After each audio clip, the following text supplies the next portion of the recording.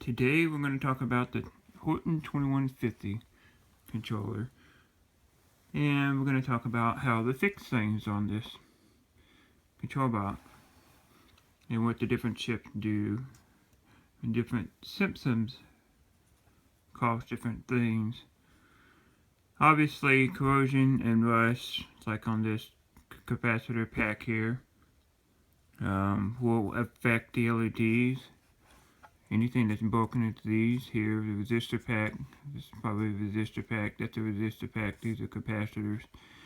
The 4584 chips up here also affects the function of these, so if you have a switch or something that's not working correctly, and if you jumper the corresponding ones to that and the LED doesn't light up, you can trace it back to these two chips here.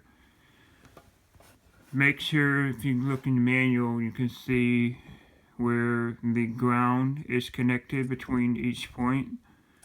There's been a common issue or problem that the ground connection will actually be broken, and that also causes functionality not to work properly. So if the activate's not working and you know it's not your sensor and it's something to do with the logic of the board, it's usually one of these chips here, or a connection, a trace broken on this. Sometimes you have the LEDs damaged. That's usually done through shipping, for what I was dealing with. This guy down here is the 4584 chip, has to do with the lock, I believe.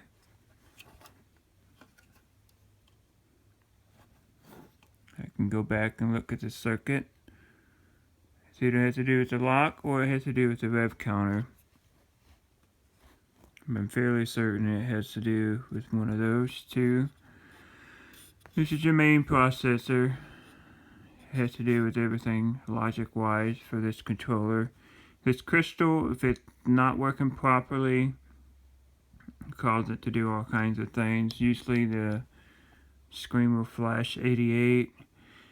The two chips here, this is Watchdog Chip. This is your EEPROM.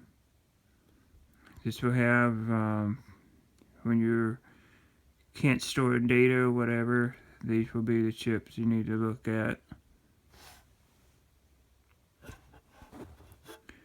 Your 2003 chip here has to do with your up-down switches. And if you look at the trace,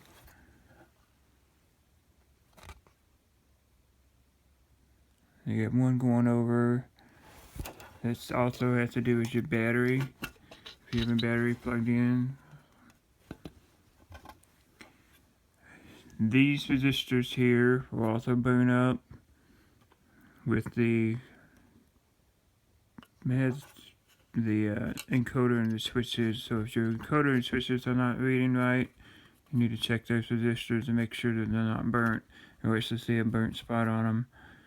Every now and then the resistors over here are being burned up by the lock. Sometimes the lock doesn't pull in, and it has nothing to do with the lock itself. It has to do with these transistors here, Q5 and Q6, one of them. And let me see which one it is. That one goes over to the switch, so it's not Q6, so let's go to Q5, which is right here. It probably has to do with Q5.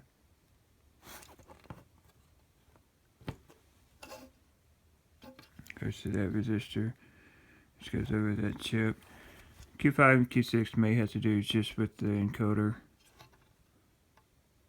but I'm fairly certain that IC4 over here deals with the lock pulling it in. Let's talk about your power section.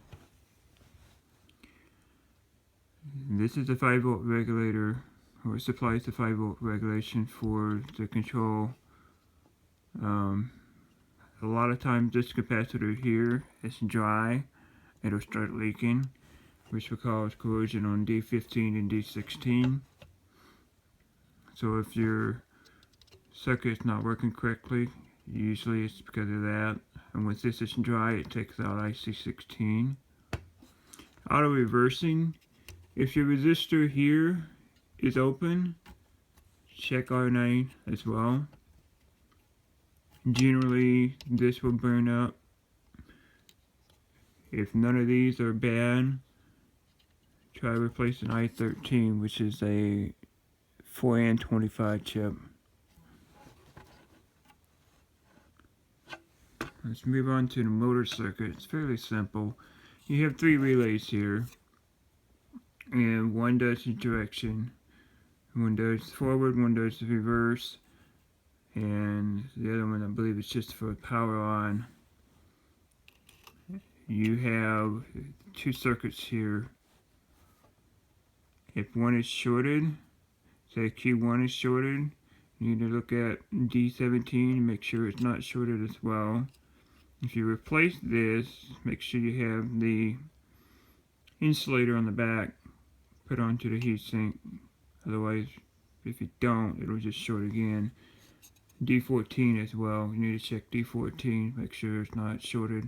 When these short out, the motor will just slam open. Sometimes these will be fine, and IC14 and IC15 will be something damaged with them, and replacing them will fix the problem. And that's about it with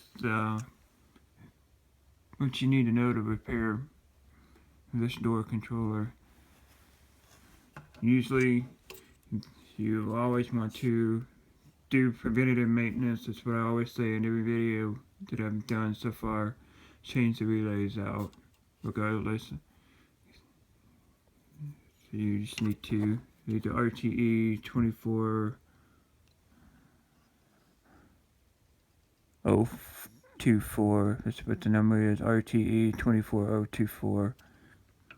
You can find them on eBay, DigiKey, Mauser. But you want to always change these 3 guys. If your display is not working, if one of them is working and the other one's not working, it could be the bad segment display itself, or it could be one of these chips down here. IC10 and IC11 correlate to their displays. Also, I wanted to add, when this capacitor is leaky, not only does it do damage to D15 and D16, you also have corrosion on this coil here. And this is your power supply section here. D19 and D13 is involved with this amplification circuit. And this is the LM2574. So don't be surprised if it's going to eat away some of the top board because of that. The electrolytic from the capacitor is conductive, and it'll cause some sparks, and you can have some damage there, but it could be repairable. So that's what you need to know as far as repairing the control. Just as a reminder, if this stuff up here doesn't work, you either have a trace connection here, you either have a switch problem at your door, your header yourself, or IC5, IC6 is not working. If you know that one of these here is in question, look in your manual, look in the manual online, and you can go to each pin and short them out to ground and make sure those lights come on. That's one way to troubleshoot. If it doesn't, and you know that you have done the proper grounding, shorting it out and stuff, chances are IC5, IC6 is bad. So if you need your door control repaired, send me an email at hitandrepair@gmail.com. If you have door controllers that I haven't done a video on, send me an email. Work a good deal out. I'd like to do hands-on videos and stuff like this. As always, thanks for watching, guys. I'll see you next time.